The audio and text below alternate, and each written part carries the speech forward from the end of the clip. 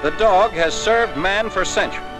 His progress and use have changed with the times, but always he has shown adaptability to specific tasks. In the military field, his tactical value has been recognized for a long time by the armies of other nations. But it was not until the present conflict that our own armed forces began to train and employ dogs for duty with combat units. Under the guidance of the Remount Section of the Quartermaster Corps, the carefully chosen canines receive basic and specialized training, which toughens and prepares them for definite assignments under fire. Dogs of many breeds rally to the colors. The hunting dog is relieved of his other duties for the duration and begins the grim manhunt after the common enemy. A dog's natural instincts make cover and concealment easy lessons. Kill or be killed is again instinctive. He's fast and elusive, intelligent and willing. His hatred of the foe is complete. Loyalty and devotion to his job are commonplace with him. He asks for no reward. A pat on the back, any little acknowledgement by his master are sufficient. The procedure is for the using branches to supply the men who'll train with the dogs they'll bring back to their outfits. All dogs are specially picked for size and usefulness. Each is trained to do a single job. And remember, they're not pets or mascots. They're soldiers, war dogs. The sentry and attack dogs have already proved their worth for interior guard duty. Now you'll meet their brothers in the tactical service, the silent scout dog, the messenger dog, and the casualty dog. First, we visit an outpost position where the silent scout dog is used to detect and give silent warning of any foreign presence, such as the sneaky character cautiously moving amid those palmettos. This movement alerts our war dog, who's able to detect ambushes or infiltration long before they can be discerned by human or mechanical means. Soundless as the night and naturally adapted to stealth, the silent scout dog leads his master to a position behind the hidden enemy. Tojo, meanwhile, has his sniper's eyes on some of our boys and is getting set to knock them off. But the silent scout dog has already cornered the rat. Master and dog take cover. A prearranged signal directs our own deadly rifle fire to the exact spot where the enemy is hidden. Tojo loses by a quick KO, and the silent scout dog supplied the initial power. Next, a reconnaissance patrol.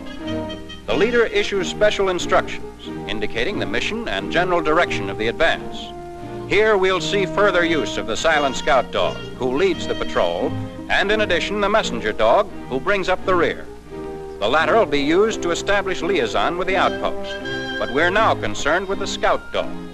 His master's aware of the fundamental principles governing the dog's ability to supply quick warning of a hostile presence. Best advantage is taken of wind and other conditions favoring the dog's power of scenting. His master reads the dog carefully. Every movement of the dog conveys a message.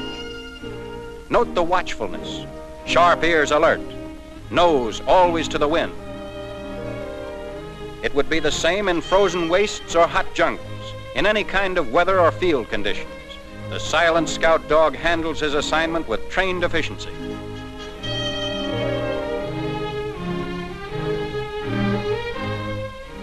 The tenseness is growing. He's fresh on the scent of something that smells like trouble. Enemy in sight.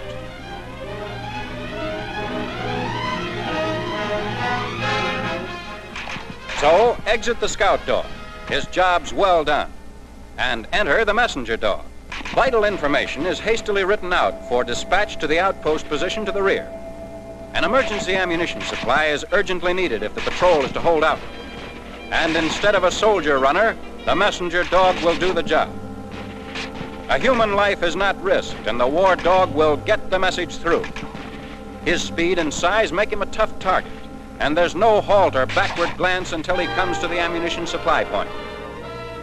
It's just brief minutes since he left the patrol, but already the messenger dog has brought in the information that'll help to avert possible disaster. And he's raring to race back with that emergency supply of ammunition. Under such conditions, he can pack up to 25 pounds.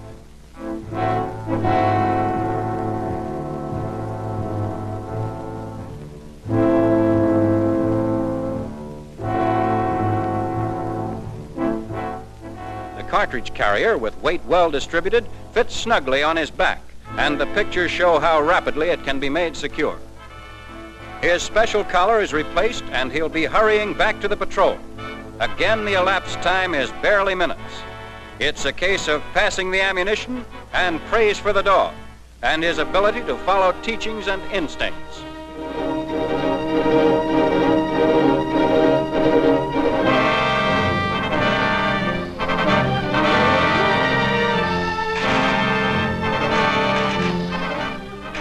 Back with the patrol.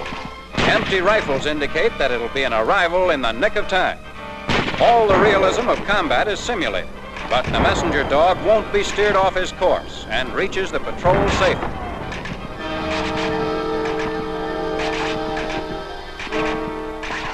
The life-saving ammunition is ready for instant use.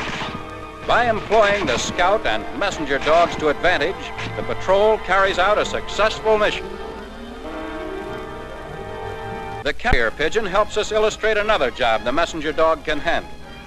2 pigeons go into a carrier specially designed by the Quartermaster Corps, and the explanation is clear. The homing pigeon is naturally just that, a one-way messenger flying from field to home. As the dog is a 2-way messenger, he can be used to transport the pigeons to the tactical unit operating away from the home base. The harnessing of the birds to the dog's back is very simple. By now, you've noticed the attention given to the dog's collar. It is important, for he's been trained to recognize it as his cue to run from one master to the other. Thus, the dog collar plays a major role in the successful use of the messenger dog.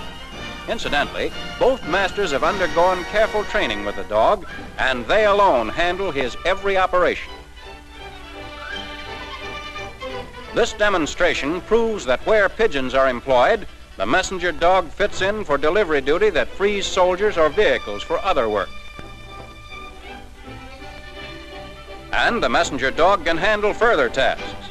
As soon as this pigeon is released, we'll move on to still another assignment.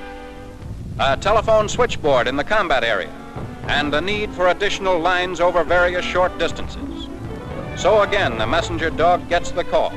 And now that you're actually seeing it, the whole thing appears so obvious. Yes, you just equip the dog with a harness which is designed to hold the loose end of the wire. And you've got a wire layer who'll ask no questions and show no concern over the risks involved. And here's still another case where a dog spares human life and limb the risk of crossing an area under fire.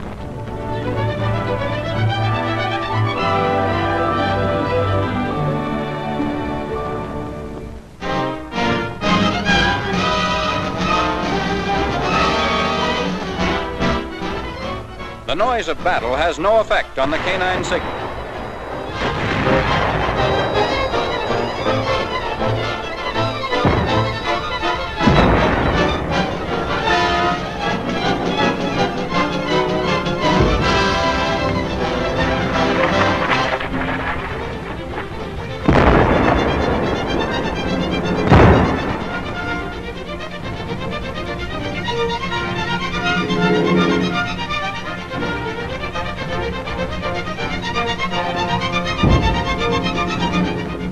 As ever, rapid and reliable, the dog gets the line across the battlefield to his master.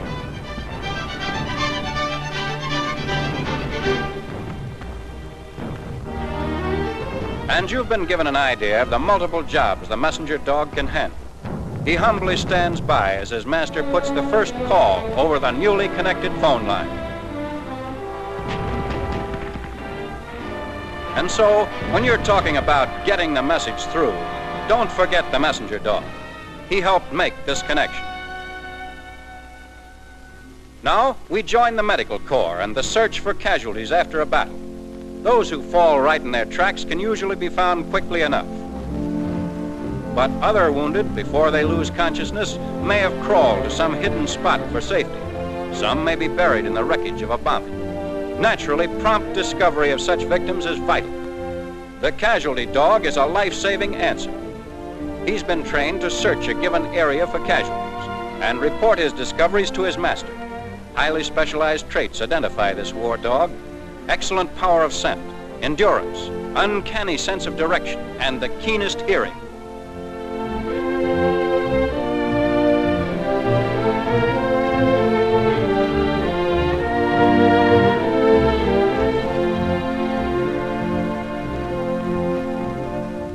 casualty dog has found a stricken soldier who may easily have been passed up by a medical patrol. And post-haste, he's back to where his master awaits him. The master fastens the leash to the dog's collar, signal for the dog to lead him to the casualty.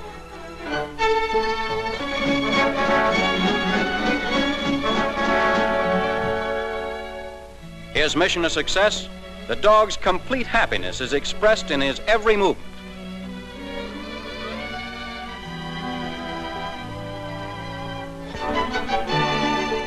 A portrait of service, obedience, and devotion to the job. Within the limitations of this film, we've given you a brief insight into the new tactical employment of the war dog. The proven possibilities for his use go beyond what we have shown. Full advantage is being taken of the dog's natural attributes. He's ready to do a soldier's job. He's yours at your beck and call, anxious to show that he's truly man's best friend.